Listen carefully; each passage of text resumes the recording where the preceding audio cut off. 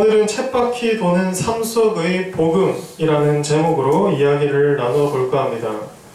오늘 본문은요, 가난한 과부에 대한 신앙을 담고 있는 내용입니다. 과부이긴 한데 가난하기까지 한 사람에 대해서 이야기하고 있죠. 과부는 살아생전에 남편을 잃고 혼자 살아가는 사람을 의미하고요. 가난한 사람은요, 물질이 부족하여서 궁핍한 삶을 살아가는 사람을 의미합니다. 그래서 가난한 과부는 물질이 없어서 궁핍한 삶을 살 뿐만 아니라 사회적으로도 떳떳하기 힘든 삶을 살아가는 사람을 말하지요. 그러한 사람은 보통 매사에 힘이 없고 또 즐거움이 없고 또 자신감이 없고 자신을 감추며 살아가기에 급급한 사람일지도 모릅니다. 매일매일을요.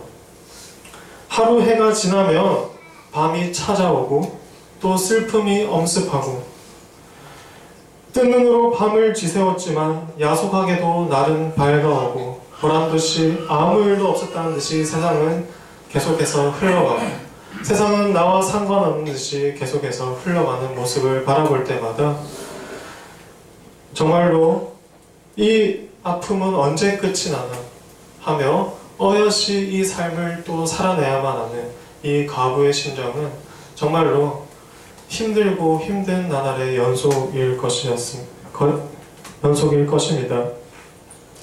소망도 기쁨도 없이 나는 그저 그런 존재로 이 땅에서 살 수밖에 없으니 신음하고 한탄하며 그렇지만 그것을 티낼 수도 없어서 마음속에 커다란 응어리를 안고 살아갈 수밖에 없는 이 과부. 그러나 비단 이러한 마음을 가진 사람은 가난한 과부만이 아닙니다. 모든 사람들은 쳇바퀴 도는 삶 속에 있습니다. 조금 다른 것은 이 땅에서 물질을 조금 가지고 있느냐 아니면 없느냐 또는 사회적으로 인정받을 만한 위치에 서 있느냐 그것이 아니냐 한 것이죠. 물질이 조금 더 있고 사람들에게 인정받을 만한 위치에 있는 사람들은 이 세상에서 사실 쳇바퀴 도는 삶을 살기가 매우 좋습니다. 아니 오히려 계속해서 그 삶을 유지하고 싶어 하죠. 그런데 가난한 과부와 같이 물질도 없고 또 사회적으로도 떳떳하지 못한 위치에 있는 사람은 그 쳇바퀴 도는 삶이 고단하고 힘들 수밖에 없지요. 이 세상에서 누릴 만한 것들을 누리지 못하고 매일매일 비참한 삶을 이어가야 하기 때문입니다. 다람쥐가 쳇바퀴 돌리는 것을 여러분들은 보신 적이 있을 것입니다. 다람쥐가 갇힌 그 철장 속에서 다람쥐는 계속해서 쳇바퀴를 돌립니다. 처음에 그 장면을 보면 참 귀엽다. 그거 나도 한번 키워보고 싶네. 그런 생각 하실 수도 있죠. 그런데 계속 보다 보면 조금 불쌍한 생각이 듭니다. 왜냐하면 그 다람쥐는 누군가가 꺼내주지 않으면 절대로 그 철장 속에서 나올 수 없는 신세이기 때문이죠. 우리네 인생도 마찬가지입니다.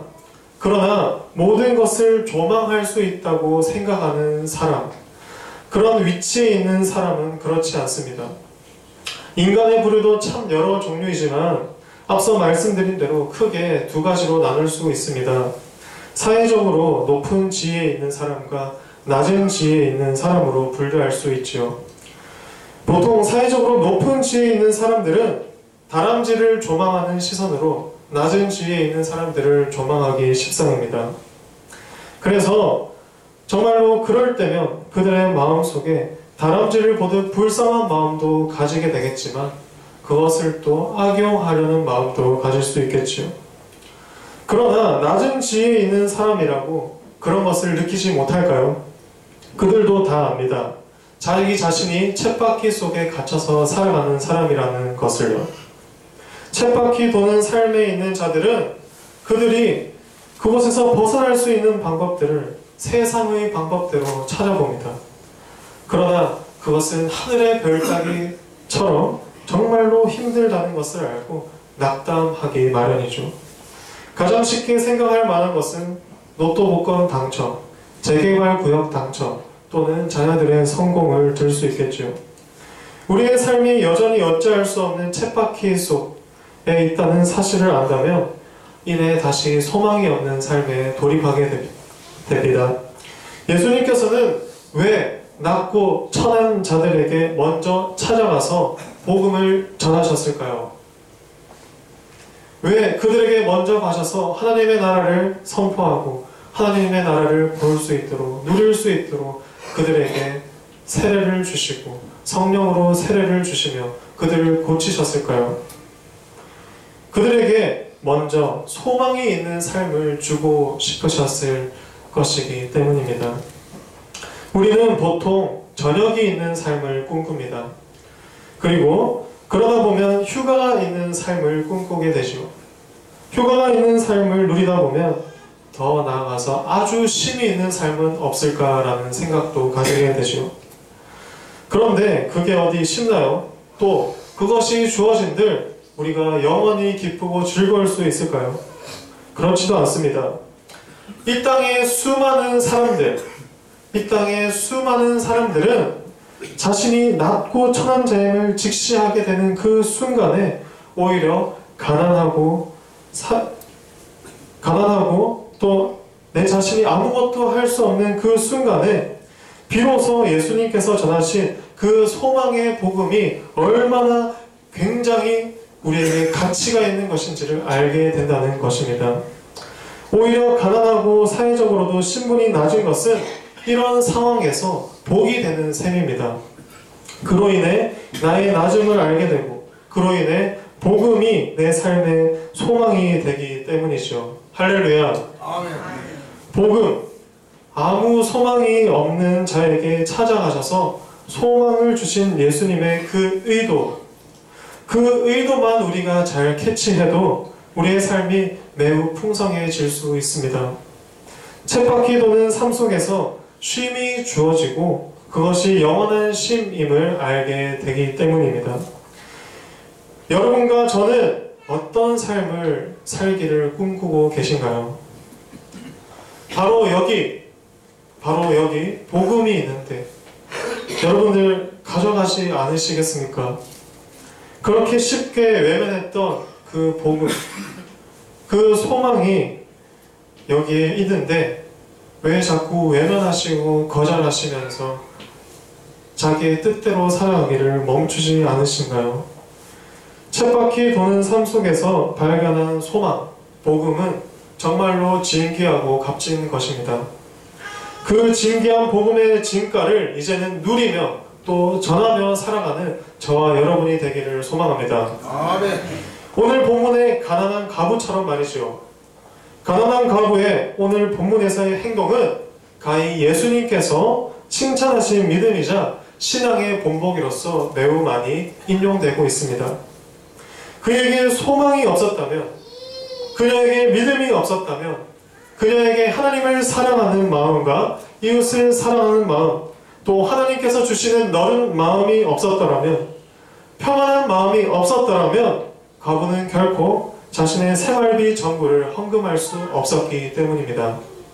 사랑하는 여러분, 저는 여러분들에게 지금 헌금을 많이 하라고 강요하는 것도 아니고 또 많이 해야 복을 받는다라는 것을 말하는 것도 아닙니다.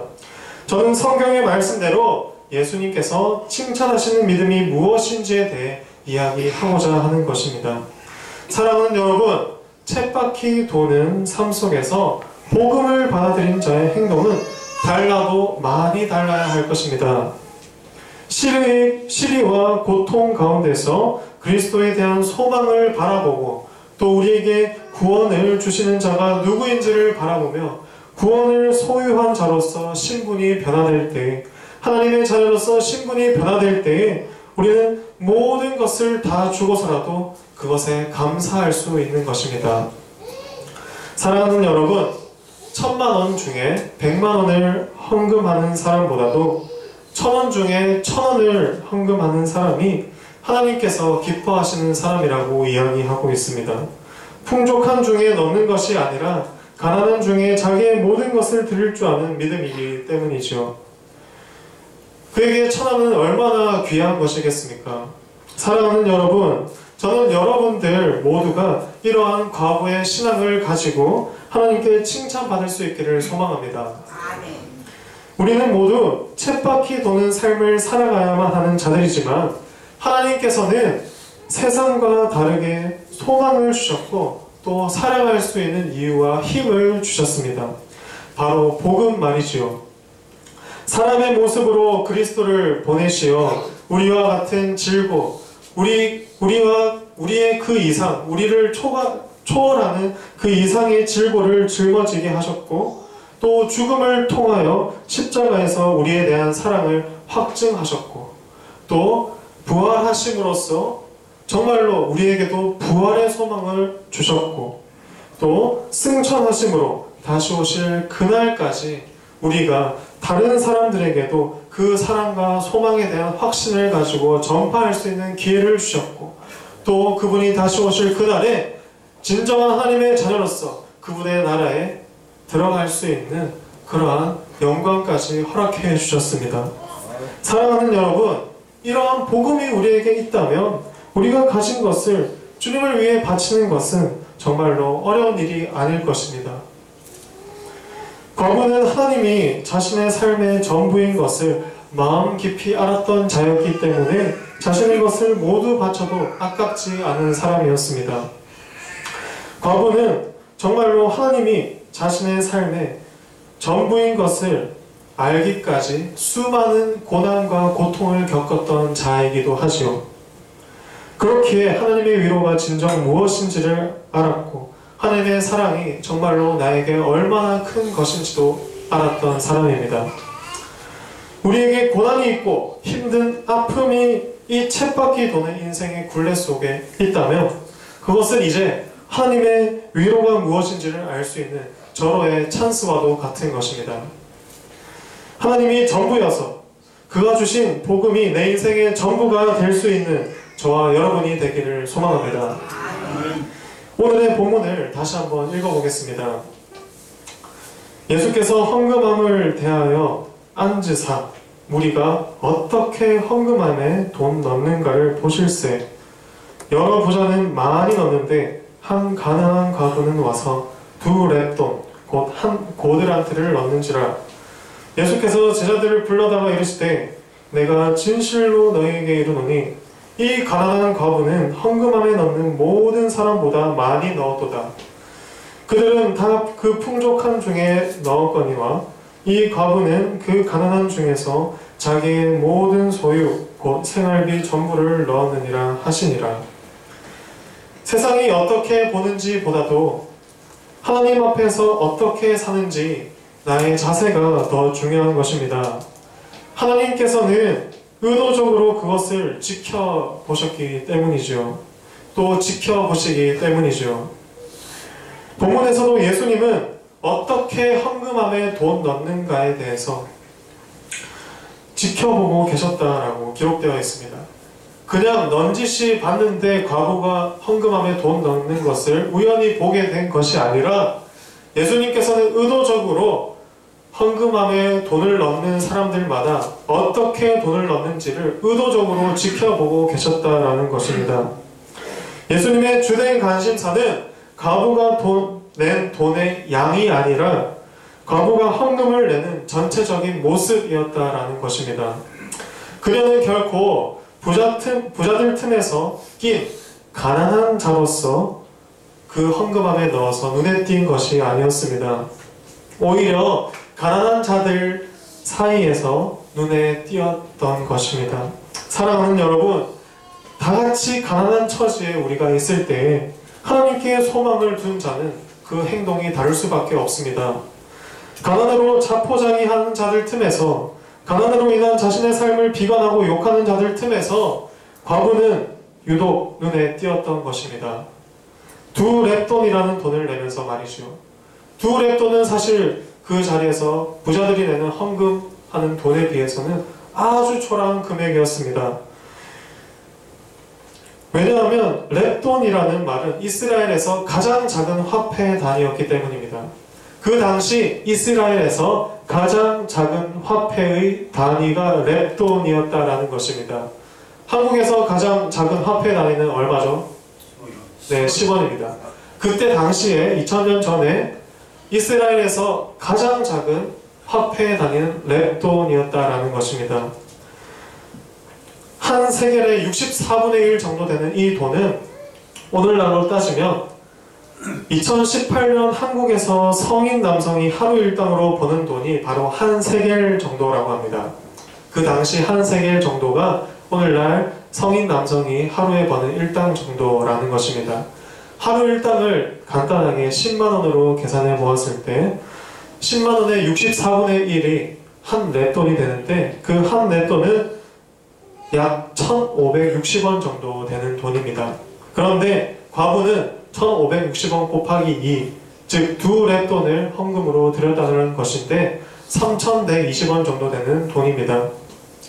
예수님께서 주목하셨던 이유는 과부와 같은 낮은 계급에 있던 자들이 내던 돈은 과부의 절반, 그러니까 과부와 같은 처지에 있던 자들이 내던 돈은 과부가 낸 돈의 절반, 즉 한 렙돈 정도밖에 안 되는 돈들 뿐이었는데 과부는 두 렙돈을 냈다라는 것이죠. 그런데 그 두 렙돈이 의미하는 바는 한 렙돈을 헌금으로 드리고 한 렙돈은 사실 빵이나 자기의 슬픔을 달래는 데 쓰일 술을 사 먹을 수 있는 돈으로 쓰일 수도 있었던 이 돈을 하나님을 위하여서 전부 드렸다라는 데 그 의미가 있다라는 것이지요. 자기가 먹을 빵과 그 어떤 술 같은 것들을 자제하고 하나님을 위해서 두 렙돈을 드렸다라는 데 의미가 있는 것입니다. 사랑하는 여러분, 저와 여러분은 우리의 것을 포기하면서도 즐거운 마음으로 하나님을 사랑하고 하나님께 내 것을 드릴 수 있는 믿음을 가지고 계십니까? 사랑하는 여러분, 쳇바퀴 도는 삶 속에서 여러분은 어떠한 삶을 살아가기를 소망하십니까? 복음을 받아들이고 그 복음의 진가를 아는 자로서 매일매일의 삶 속에서 주님과 동행하는 자가 되지 않으시렵니까? 우리는 충분히 이러한 자로 살아갈 수 있는 것입니다. 오늘부터 그러한 신앙을 가지고 살아갈 수 있는 저와 여러분이 되기를 간절히 소망합니다. 기도하겠습니다.